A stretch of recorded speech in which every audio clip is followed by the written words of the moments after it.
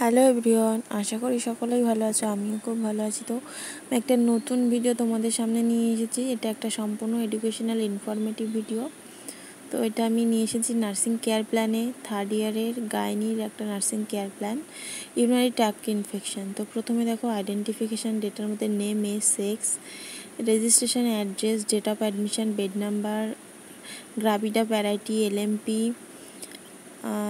বাকি সমস্ত history, personal history, social history, মানে এখানে সোশ্യോ ইকোনমিক যে হিস্ট্রি সেটা দিতে হবে।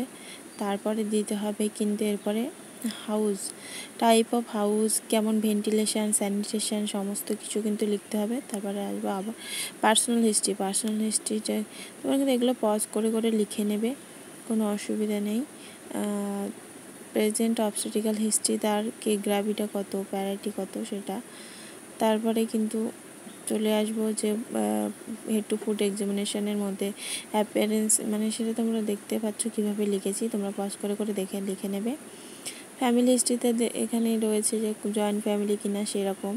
মেনস্ট্রুয়াল হিস্ট্রি, মানে তার ফার্স্ট কবে পিরিয়ডস হয়েছিল, কতটা অ্যামাউন্টে, ডিউরেশনটা তার কত, মানে কত দিনের থাকে, রেগুলারিটি কেমন, ইন্টারভেল কত দিনের ইন্টারভেল পিরিয়ডস হয় সেটা। এবার দেখবো যে ইয়ার অফ প্রেগনেন্সি, তারপরে হচ্ছে গ্রাভিডা মানে তার সে কতবার প্রেগনেন্ট হয়েছে। প্যারাইটি মানে যে নাম্বার অফ লিভিং চাইল্ড, ওটা হচ্ছে প্যারাইটি। এবারে হেড টু ফুট এক্সামিনেশনে করব, হেড থেকে মানে এগুলো সব লিখতে হবে ফরম্যাট অনুযায়ী। আইস, ইয়ার্স, মাউথ, তারপরে দেখতে ব্রেস্ট অ্যান্ড রিপ্রোডাক্টিভ বিভিন্ন অর্গ্যান। তারপরে দেখবো অ্যাবডোমেন, এখানে অসকালটেশন মানে যে স্টেথোস্কোপ দিয়ে দেখা হয়, এক্সট্রিমিটিস দেখবো, মুভমেন্ট আছে কি না, আর ভ্যাজানে কোনো সিক্রেশন আছে নাকি সেটা দেখবো। প্রভিশনাল ডায়াগনোসিসটা কি, মানে যা ইউটিআই, যে ইউরিনারি ট্র্যাক্ট ইনফেকশন। তারপরে বিভিন্ন ধরনের যে ডায়াগনোসিসগুলো এখানে তোমরা কিন্তু পজ করে লিখে নেবে। এখানে অনেকগুলো ডায়াগনোসিস আছে 2 পেজ মিলিয়ে। এবারে এই ডায়াগনোসিসটার পরে কিন্তু এটাকে নার্সিং প্রসেস আকারে, মানে কেয়ার প্ল্যানটাকে তোমাকে লিখতে হবে। তো প্রথমে যে এই ফরম্যাট অনুযায়ী দাগ কেটে নিতে হবে, assessment, nursing diagnosis, goal, planning, implementation, তারপরে এভ্যালুয়েশন। আর এখানে দেখো রয়েছে subjective data and objective data. Subjective ডেটাটা কী বলো তো, যেটা হচ্ছে পেশেন্ট যেটা তোমাকে বলবে সেটা সাবজেক্টিভ ডেটা, আর অবজেক্টিভ ডেটা হচ্ছে যেটা পেশেন্টকে আমি দেখে বুঝছি পেশেন্টের প্রেজেন্ট কন্ডিশন কী পরিস্থিতিতে পেশেন্ট আছে, সেটা হচ্ছে অবজেক্টিভ। তো প্রথমে ইউরিনারি ট্র্যাক্ট ইনফেকশনে যে ইউটিআই কিন্তু প্রচণ্ড একটা পেইন ফিল করে পেশেন্ট, তো সেটা কীভাবে রিলিভ করবে, কী ইমপ্লিমেন্টেশন করবে সে সম্পর্কে এই প্রথমটা দেওয়া আছে। এটা তোমরা কিন্তু পজ করে করে লিখে নেবে। নেক্সট আছে কিন্তু ইনফেকশনের যে রিস্ক থাকে সেই ডায়াগনোসিসটা এখানে আছে। তো এভাবে দেখে দেখে সাবজেক্টিভ ডেটা, অবজেক্টিভ ডেটা লেখার পরে কিন্তু গোল, প্ল্যানিং, মানে গোল কি, to give relief to the patient from itching and burning sensation.